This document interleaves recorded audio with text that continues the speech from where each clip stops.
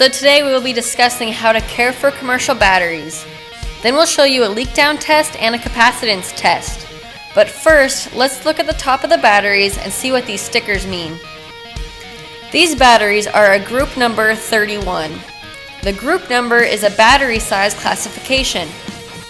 The 650 cold cranking amps is the rating used to define the battery's ability to start an engine in cold temperatures. These batteries are connected in parallel to provide the truck more amperage. If the batteries were connected in series, they would produce more volts. These batteries are fairly clean and have been recently washed down, but if they had any sort of dirt or corrosion on them, they would need to be cleaned in order to avoid any voltage leakage.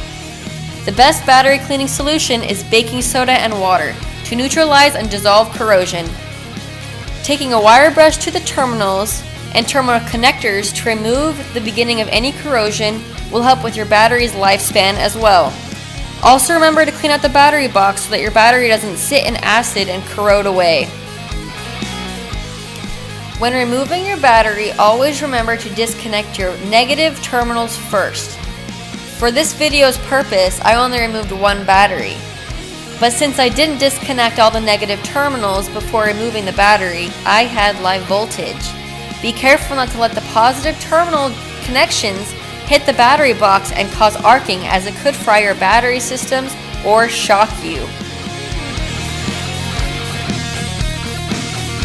The leak down test is very simple, and all you need is a multimeter or voltmeter. I have turned my multimeter to its volt setting and placed the negative meter lead to the negative battery terminal. Then I take the positive meter lead and run it across the battery surface and anywhere the battery seals. What you're checking for on your multimeter is the voltage rating of the amount of voltage leaking from your battery. Too much leakage could mean you would need to replace your battery.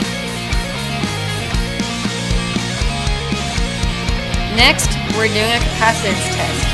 This test is to check your cold cranking amps and whether your battery is good or bad. First, it'll read the amount of volts the battery is producing. Then it'll ask you whether the battery is in or out of your vehicle. We already took the battery out, so we'll say that it's out. As we talked about earlier, this battery is a group 31 battery. It's regular flooded, and we're checking the cold cranking amps. It'll then ask you to input the battery rating information.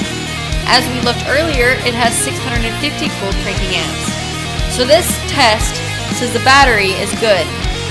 It has 742 cold cranking amps, which is more than the 650, but it's better to be a little high because if you were lower than the 650, the battery would be bad. The test can also tell you if the battery needs to be charged due to it reading volts. If the battery needs charging, you can hook up the battery up to a charger. When hooking batteries to the chargers, keep in mind that it's better to keep the low amperage for a longer amount of time, similar to a trickle charger, to reduce the battery getting too hot too quickly.